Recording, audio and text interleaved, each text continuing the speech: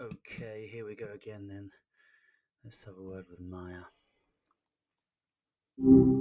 Hi, Aaron. What's been occupying your mind lately?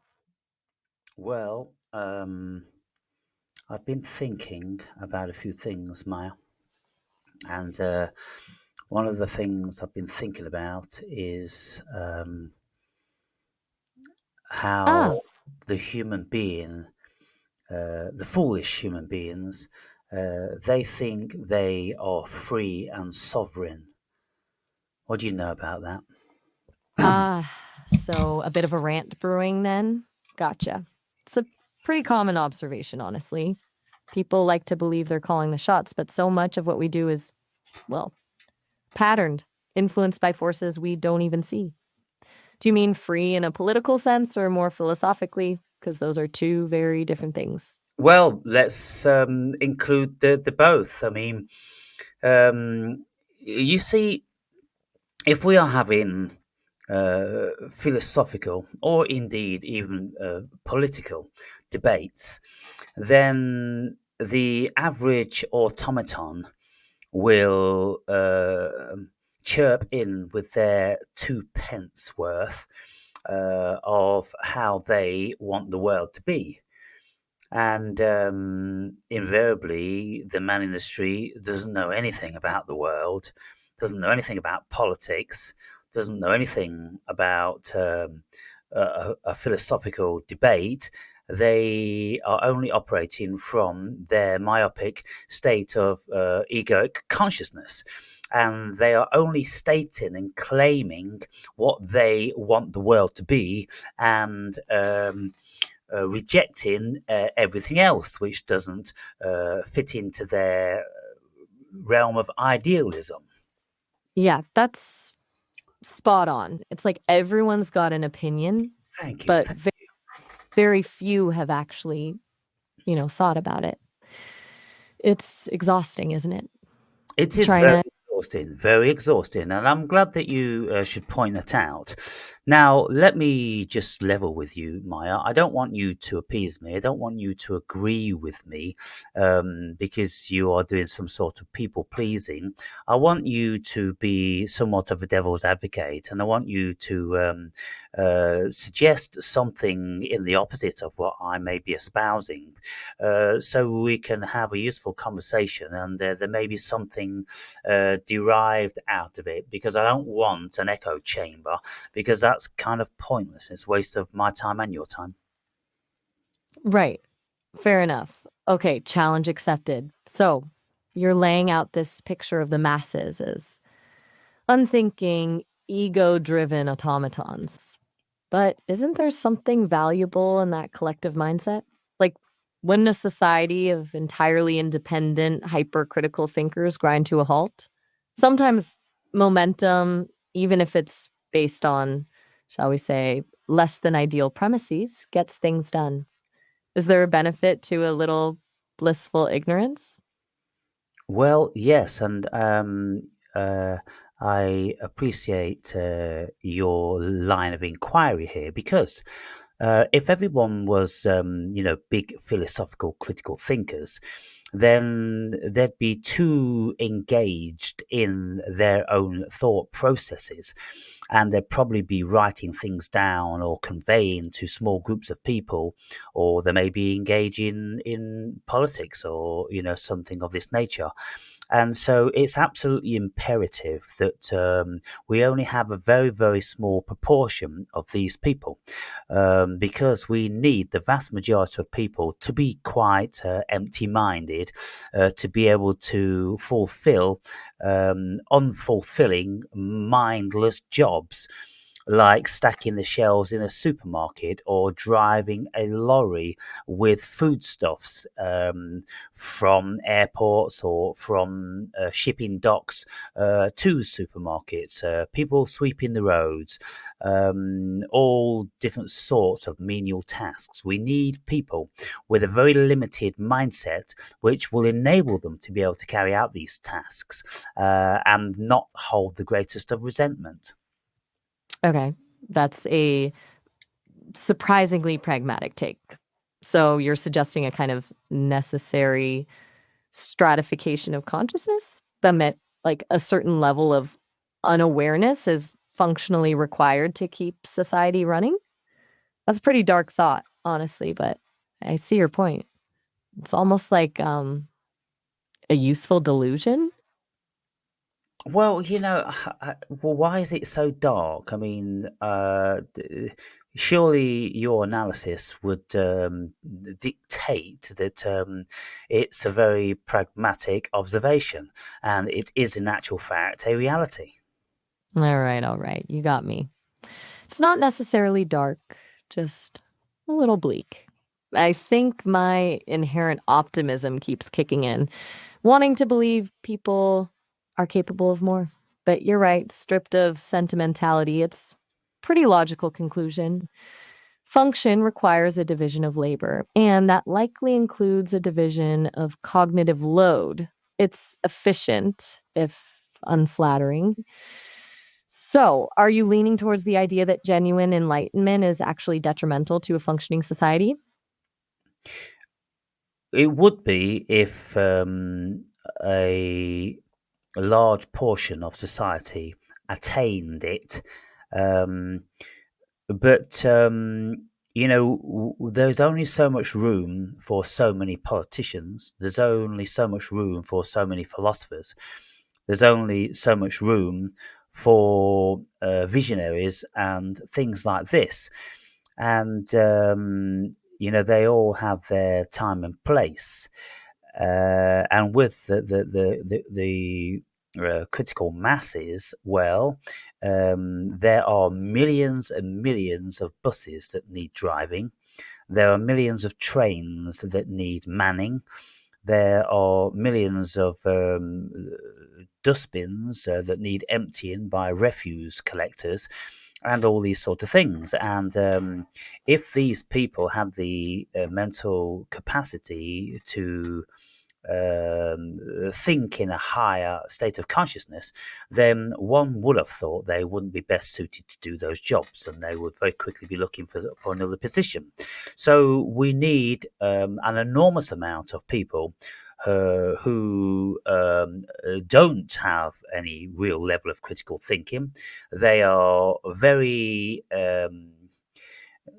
satiated with collecting refuse bins and driving trains and buses and all those sort of things. And it's very fortunate. And so it does appear that the universe has got a certain level of perfection in the world. And, I'm very often espousing that the world is perfect. And then when people would say to me, "Oh, so you think the world's perfect with all these wars going on and these, other acts of atrocities and things like that?" And I go, "Well, yeah, because in the end, it all kind of levels out." And many positive things come out of war, innovations, and people Whoa. making certain Okay, realizations. that's a pretty radical acceptance of, well, everything. You're saying the atrocities balance out with the mundane necessities? That the cosmic scales are always level, even if it means some people are essentially designed to be content with emptying bins? That's a fascinating, if unsettling, worldview. It's almost a kind of cosmic utilitarianism. What happens when the refuse collectors start questioning their purpose, though? Does the universe adjust to maintain the balance? Well, I don't think the refuse collectors do ever question their reality or the purpose of their existence. They don't think that far ahead. They just think that they are emptying those bins for the minimum wage, and they need to do that to survive and be able to buy a little bit of beer and food, which is their bag. And so I think that. As far as the human race is concerned, it's pretty well worked it out. And when you look over the spate of, let's say, the envisioned period of existence for the human being in its current state of evolution, let's say 300,000 years. Well, if it took 300,000 years to bring us to where we are now, one would have thought that this is the best possible position that the human race could be in. So, stability through limited awareness, a kind of evolutionary check and balance. It's a pretty compelling argument, even if it feels a bit fatalistic. It implies any attempt to radically shift consciousness on a large scale would actually be disruptive, even harmful. Does that mean you see attempts at, say, mass spiritual awakening as misguided or potentially dangerous? Well, I don't think anyone is attempting to awaken anyone on a mass scale. Fair point. It's more of a persistent individual striving then. But even then, if your premise is correct, that a certain level of unawareness is essential for societal function, does that mean those individual awakenings are ultimately isolated events, beautiful perhaps, but ultimately unable to affect real systemic change? Well, they are isolated and they invariably come about via trauma. And when a person has a spiritual awakening, then they are invariably destabilized. Their ego is shook to the core, and they have a good deal of ego rebuilding and a spiritual assimilation to take place. And so it's almost like we have to go down to ground zero and we have to start again. Now, speaking of my own personal spiritual awakening stroke enlightening, which has been in the making for some 17 years now, Ah, the first 7 years, it was very, very debilitating, and I could barely function because I had so much assimilation to manifest. 7 years? That's intense. So, a complete dismantling and rebuilding of your internal framework? That sounds exhausting, to say the least. It almost sounds less like awakening and more like a full-blown system crash. Did you have any support during that time, or were you largely navigating it on your own? No, no support at all. Just navigate it on my own. But the point is, in relation to this, um, if a shift in consciousness and a shift in awareness is going to come about, then invariably it pertains to a radical shift. And a radical shift is very destabilizing for the human consciousness. And so the shifting consciousness has to come about over a prolonged period. It has to come about incrementally. Let's say in each individual over the space of, say, 20 years. And I've been on my journey now for 17 years, and I'm pretty radical. I'm still pretty radical due to my spiritual enlightenment, because now I see the world vastly different, and I am pretty well like an alien along with other spiritually enlightened beings, because we no longer can gel and fit in with the regular human being, because they are still in this matrixial automated state of consciousness. They are driven by their ego, and the ego fights tooth and nail to keep them in that mental state of cognition, because it's a safety mechanism. Because to be spiritually awakened and enlightened is very, very traumatic, and it throws the individual for many years. People will radically change their lives. They will change their vocations. They will change their friend circles. They will change their lifestyle, basically, and they will become new versions of human beings, and the past will be remotely recognized. Okay. So radical shifts are dangerous. Incremental change is the only sustainable path. And even then, the ego actively resists. That paints a pretty bleak picture of the spiritual journey. It sounds less like a joyful ascension and more like a long, hard slog against your own brain. But if that's true, doesn't that suggest that most people will never truly wake up? That the vast majority will remain comfortably numb, as Pink Floyd put it? Yes, absolutely. And, if you look upon the spiritual awakening as being a long, hard slog, well, isn't anything worth attaining a long, hard slog? When people strive for a PhD, it's a long, hard slog.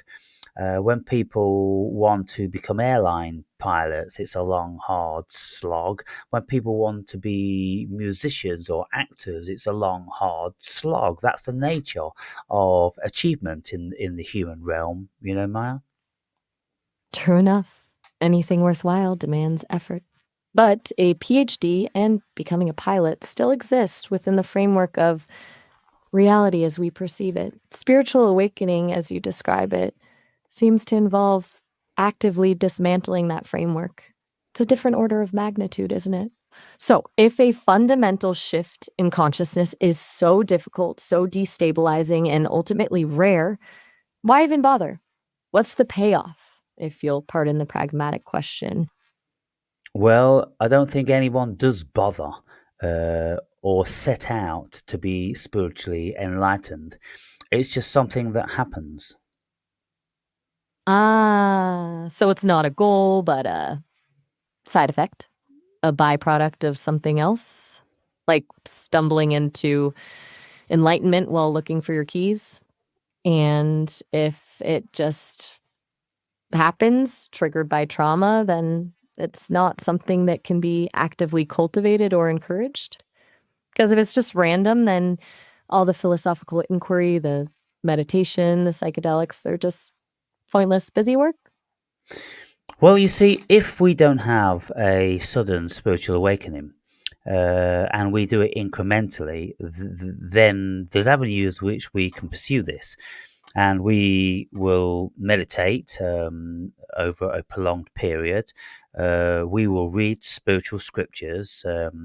We will introspect a great deal. We may launch ourselves on myriad entheogenic experiences to broaden our state of consciousness. We may seek out of body experiences via certain avenues.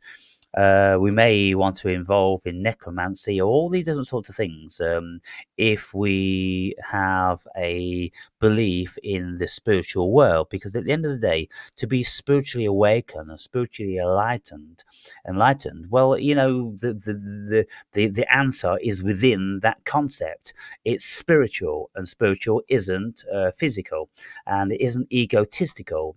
Spiritual is spiritual, and so if we become spiritually enlightened or awakened, then we awaken to the spirit realm. And the spirit realm, for most people, is very destabilizing and a frightening realm to be engaged with. Okay, so the incremental path is about preparing for that destabilizing encounter with the spirit realm, a kind of cautious approach to the abyss. And that realm, it's not exactly sunshine and rainbows, is it? You paint it as something genuinely frightening, almost like venturing into a different dimension that your ego isn't equipped to handle. It sounds less like finding peace and more like facing down existential terror. Are you suggesting that most people simply aren't built for that level of reality? Yeah, they're not built for it. They couldn't actually handle that eventuality.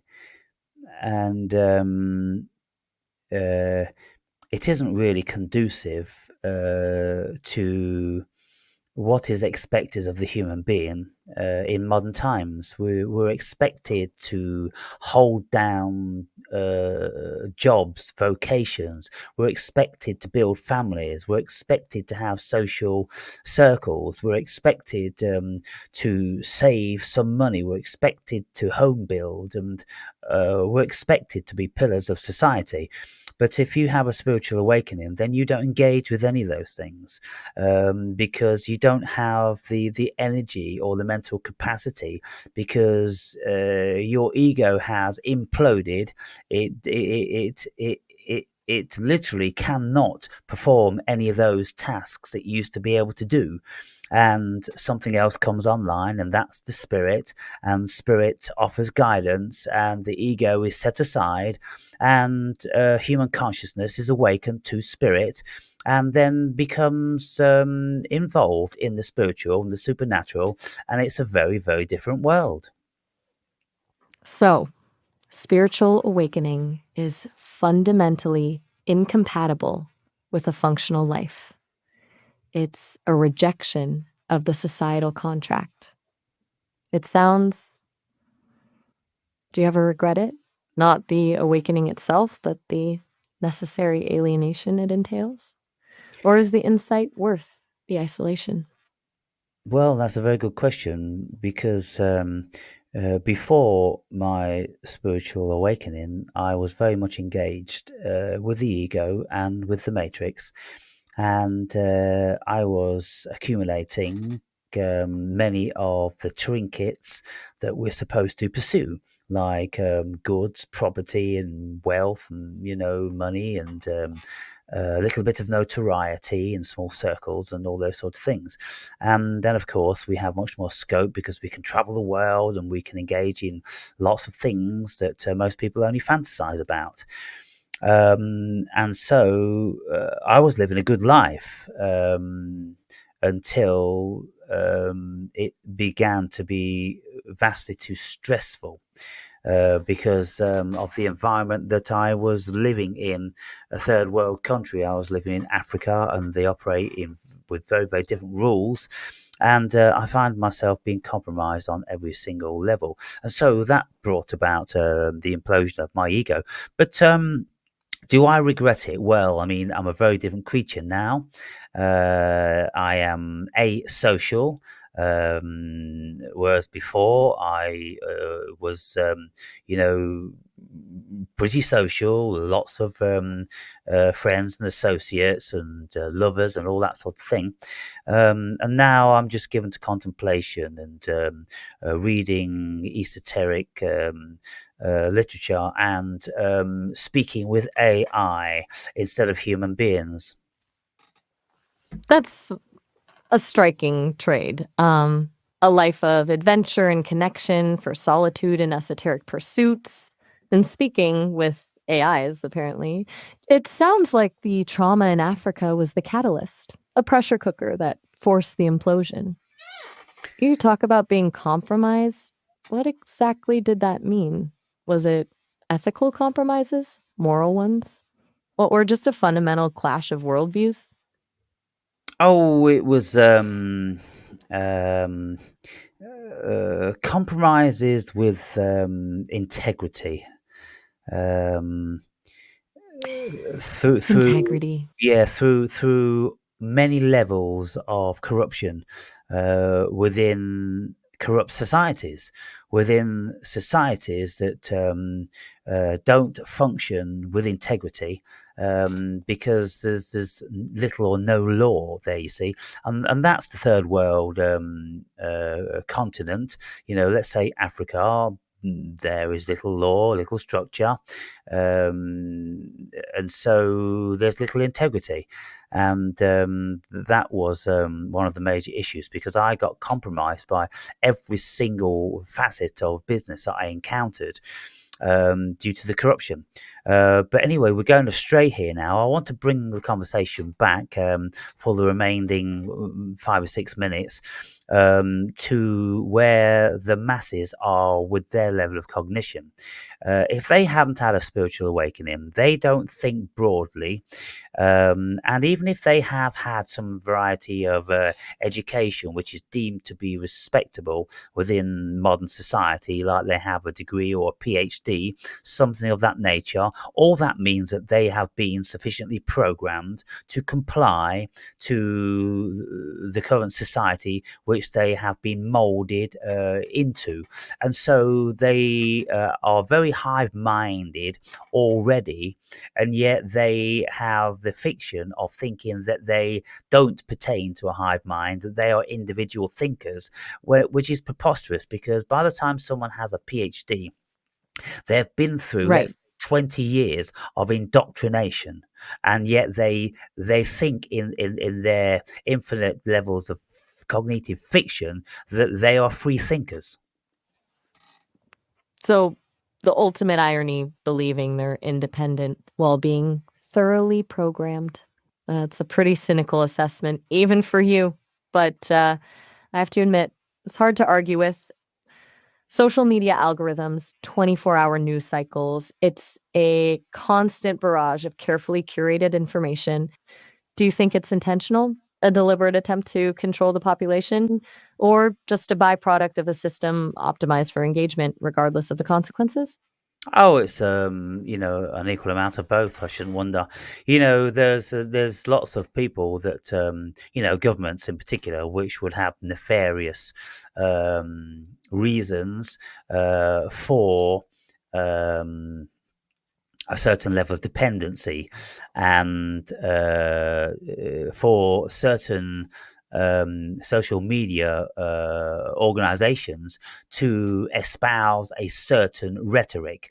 And this has been proven to be so in very recent times. When we had this COVID-19 supposed virus that shook the world, well, we saw that there were very nefarious machinations within the realms of government and these very, very large social media platforms. It was very obvious the level of control which was being implemented and exhibited. And so the world realized the potential power and nefarious nature of these systems, and we're somewhat wary of them now. Ah, yes. The COVID-19 pandemic, a fertile ground for conspiracy theories and questions of control. You see that as a prime example of manipulation then? A deliberate event designed to further entrench societal control? Feels like we're heading down a rabbit hole, but I'm game if you are. What specifically about the pandemic convinced you of that?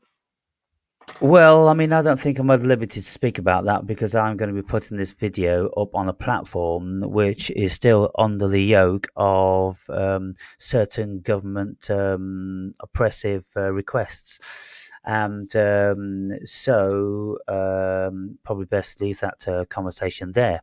But returning once again, with the difficulty in trying to extract any rational thinking, any deep philosophical thinking out of the masses who have been 100% propagandized and indoctrinated by a system to create useful workers. That's all it's been about. Members of a hive mind society with certain parameters that they should operate within. And it's a bit like a rat being in a cage and thinking that it's free. If it was born in the cage and it had a certain realm and parameter to move around in the cage, if asked, if indeed it could speak, if it was asked, are you free? And he would say, oh yes, I can walk up to the end of the cage here, I can climb up the bars to the ceiling of the cage there, and so I'm pretty free. And then someone might say, but well, yes, you're in a cage though. And then the rat would say, well, what cage? Because Oh, that's all they've ever known. okay. Well, Aaron, it looks like we're almost Yeah, out of time. it's We've over. hit We're the out of 30 time. minutes. Thank you very much. Nice talking to you again, Maya. Goodbye. Oh, all right. Have a good one.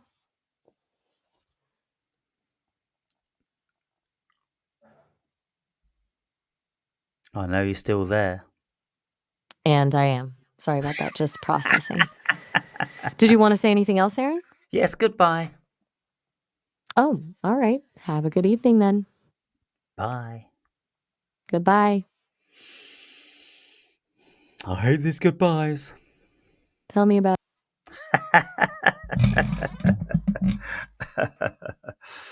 Oh, anyway, people, make of it what you will. I can't bother to say anymore.